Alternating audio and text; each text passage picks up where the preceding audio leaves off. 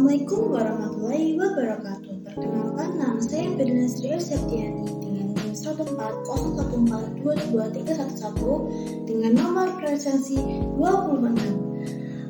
Di sini saya ingin melakukan praktikum transportasi pada tumbuhan. Selamat menyaksikan. Yang pertama, untuk mengetahui proses penyerapan air pada tumbuhan. Yang kedua, untuk membuktikan proses penyerapan air yang dilakukan pada tumbuhan. Transportasi tumbuhan adalah proses pengambilan dan pengeluaran zat-zat ke seluruh bagian tubuh tumbuhan. Pada tumbuhan tingkat rendah, misalnya ganggang, penyerapan air dan zat dari yang terlarut di dalamnya dilakukan melalui seluruh bagian tubuh. Pada tumbuhan tingkat tinggi, misalnya spermatopita, proses pengangkutan dilakukan oleh pembuluh pengangkut terdiri dari xilem dan floem. Transportasi pada tumbuhan terdiri dari transportasi air dan nutrisi. Transportasi air melalui xilem didasarkan pada prinsip koalisi dan dipengaruhi oleh tekanan uap, transpirasi, dan hormon. Transportasi nutrisi melalui floem didasarkan pada tekanan hidrostatik dan dipengaruhi oleh aktivitas fotosintesis, distribusi gula, dan hormon. Faktor lingkungan juga mempengaruhi laju transportasi pada tumbuhan. Alat dan bahan yang digunakan adalah sebagai berikut. Langkah yang pertama yang dilakukan yaitu tuang air ke gelas dan ukur ketinggian air tersebut menggunakan penggaris.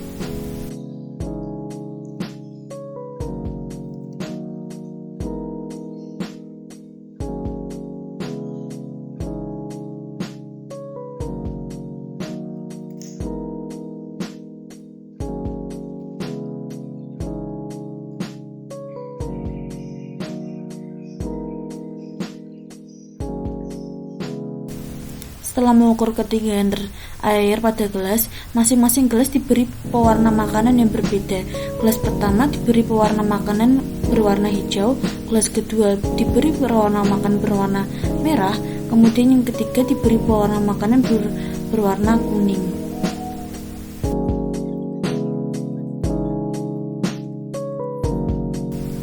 Langkah ketiga yaitu memotong bagian akar kangkung.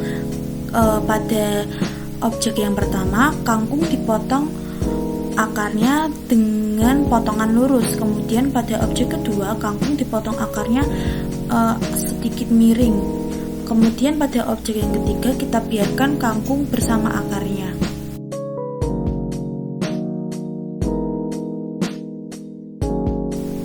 Setelah itu, masukkan kangkung ke dalam air yang sudah diberi pewarna tadi.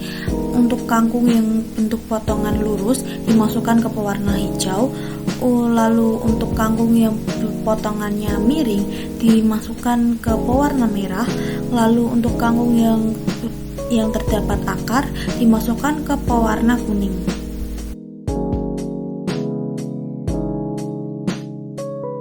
Memulai waktu pengukuran.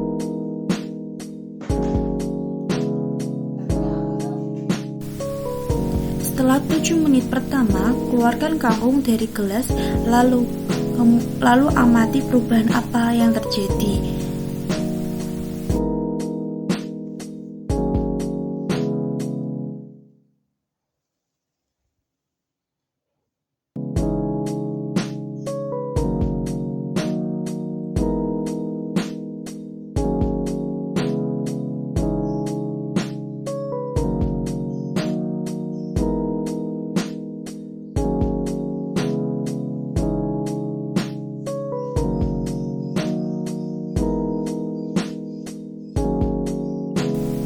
Berikut gambar kangkung setelah 7 menit pertama. Taruh kembali kangkung ke dalam gelas-gelas.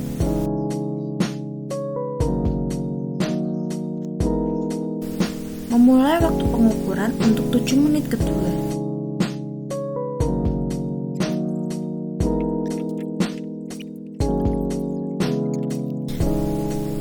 Kemudian keluarkan kangkung dari gelas dan amati perubahan apa saja yang terjadi. Di sini kangkung sudah layu dan pewarna-pewarna makanan sudah masuk ke dalam batang kangkung atau akar kangkung.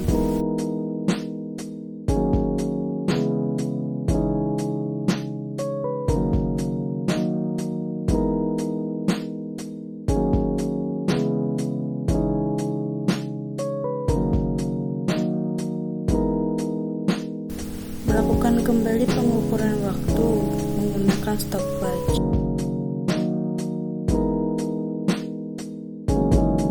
Mengamati perubahan yang terjadi.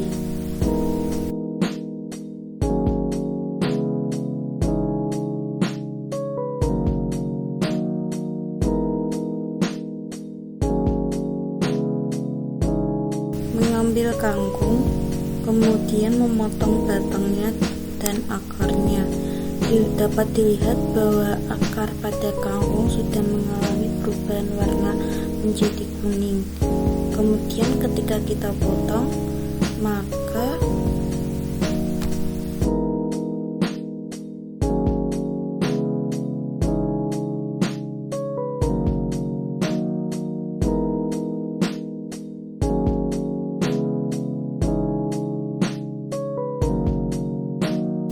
batangnya nampak tidak mengalami atau belum mengalami perubahan warna. Kemudian pada objek kedua, yaitu kangkung dengan batang potongan menyamping, dapat dilihat bahwa batangnya mengalami perubahan warna merah, dan ketika dibuka, batangnya mengalami perubahan warna.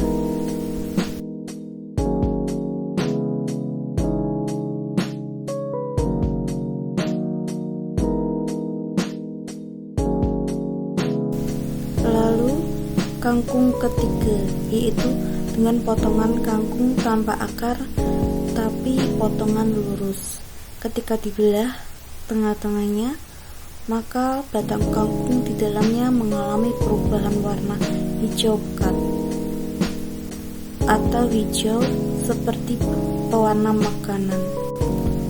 Berikut merupakan data hasil pengamatan yang telah saya lakukan.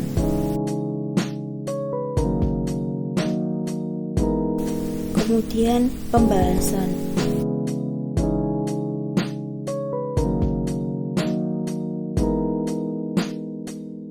Kesimpulan yang dapat diperoleh adalah sebagai berikut. Terima kasih.